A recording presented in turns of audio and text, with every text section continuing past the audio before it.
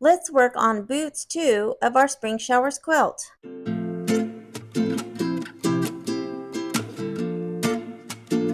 The remaining blocks on row 3 are the rain boots. I'm going to be starting on the rain boots 2 on page 49. Then I will move to rain boots 1 and 3, and I will show you the reason I decided to start with boots 2. For this block, I have the background fabric that has been fused with fusible interfacing and the batting. All the fabric has also been fused with interfacing on the back. This piece also has an iron-on clear vinyl to make it look shiny. And then out of the embellishment kit, I'll be using green felt and black leather. Let's get started. I will select embroidery, go to my USB, and select my combined files folder. I will select boots 2 and hit set. Then select embroidery, and I want to show you the settings. I have the 8x12 frame selected, but my frame, my hoop is actually only 7x12 inches. I don't have a way to add the 7x12 in my machine. So when I go to move this down to save on stabilizer, I will move it all the way down and to the left. And this will give me enough room on the side to make up the inch difference in the hoops. I hope that makes sense.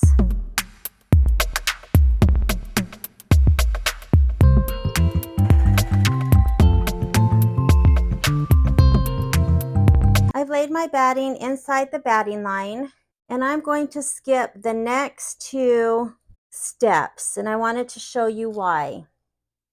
First, I will hit this minus plus arrow, and that will bring me to all the steps where you can skip or go back. And I'm going to skip the tack down of the batting. Since we've cut our batting to size, it wouldn't really tack it down because it's the same exact size as the placement line, and we cut our batting exactly to size.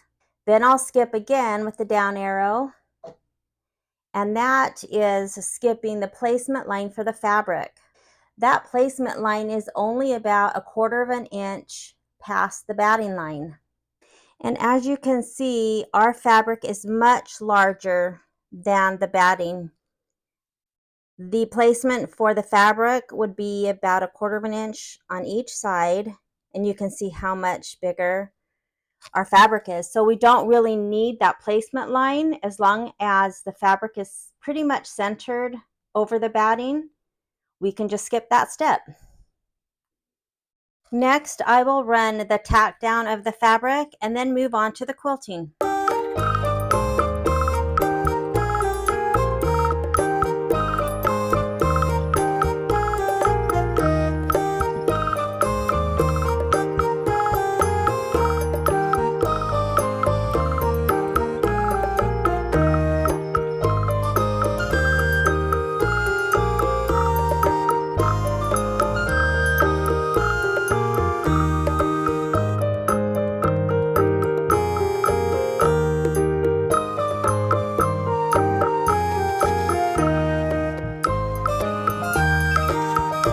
I ran the placement line for the boots, and I'm going to use this material that has the shiny iron-on vinyl on the top.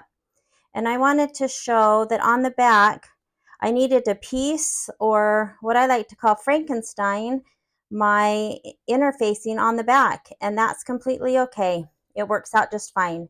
I've sprayed a little bit of temporary spray, but you can also tape, and just make sure that it covers the entire placement.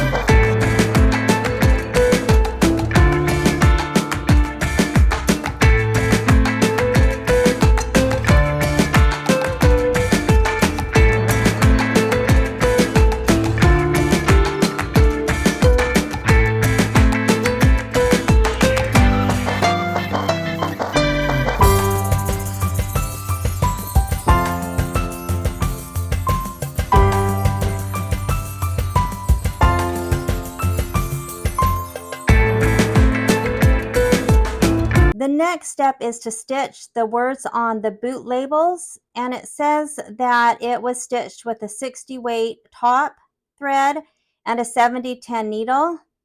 And right now I don't have either of those, so I'm going to skip that step. I'm back where I can skip, and I'll just hit this, and then I'll skip to the next portion of the leaves and the flowers. I may decide to cut something with my vinyl cutter with heat transfer vinyl and iron on words, but I haven't decided. So let's keep going.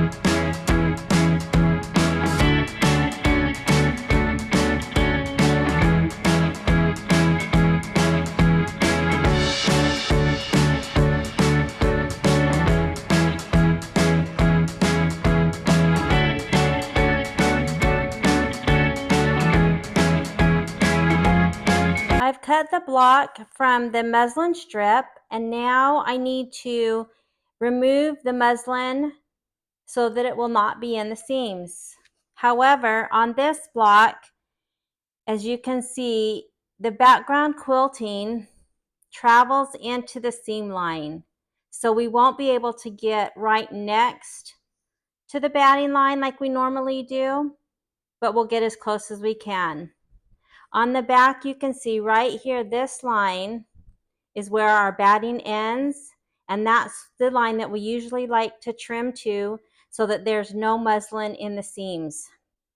This line right here is part of the background quilting design, and so you can see that we won't be able to get all the way to the batting line. We'll get as close to this line as we can, so we will have a little bit of muslin in our seams, but we'll try to get as least as possible.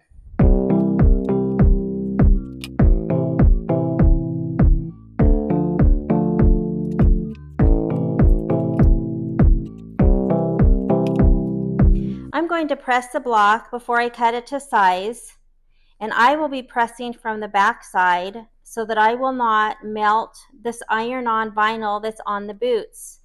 If I do need to press from the front side, I would use a Teflon sheet or a pressing cloth to protect that vinyl so it doesn't melt. When I cut this block to size, which will be 8.5 by 6.5, I'm going to cut it from the front because when we have the stitching that goes into the seam lines, it's easier to line the ruler up from the front than from the back where it's not quite as neat and easy to see.